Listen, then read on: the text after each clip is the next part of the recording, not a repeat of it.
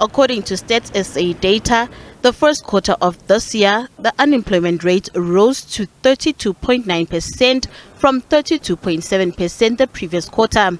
This means the number of unemployed persons increased by 179,000 to 7.9 million in this period. Unemployment is higher amongst the youth. Deputy President Paul Mashatile says this gap needs to be plugged. And this can be done through young entrepreneurs because young people have the ability to drive the country's economy. As a country, we need young people to take the lead in driving growth and employment. On our end, as government, we have created a favorable environment to support the youth to become successful entrepreneurs with flourishing businesses. We are committed to help in drawing more young people into the economy. Firstly, by addressing the mismatch between the skills needed by the economy and those possessed by young people. The National Youth Development Agency provides funding to young people between the ages of 18 and 35 years. It says it has created and sustained over 37,000 jobs through grants, relief fund, vouchers, and market linkage programs. Meanwhile, Stats SA says the country has not yet recovered from the effects of the COVID-19 pandemic.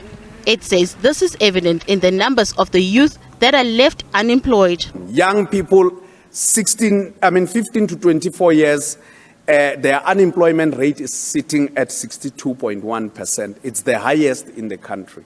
Young people say getting a job is a mission, more especially because there are no jobs in the country. Once you go look for that job, the SG will come back and tell you again that there are no jobs in South Africa, and they'll show you this beautiful graph that was here. As a young person, whereas if you're unskilled, whereas if you don't have matric, whereas if you've never been to any of these so-called leading institutions, your UKZN, Stellenbosch, whatever the case may be. As a young person from Lamontville who's sitting there with a grade 11, who's struggling to complete high school education, your economic prospects are 0 to none. That is why young people have given themselves over to substance abuse and criminality. While this may be the case, government says it aims to create 2 million jobs for young people in a decade. We are indeed working towards economic transformation for young people. This is also evidenced through the 2020 Presidential Youth Employment Intervention.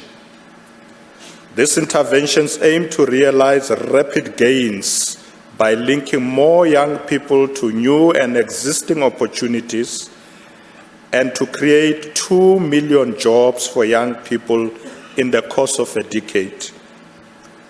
Among other things, the Presidential Youth Employment Intervention brings together a wide range of partners and breaks down silos between government departments, but also amongst different levels of government. Government says it is estimated that a job seeker spends an estimated 1,000 rand per month on data, transport, and so on.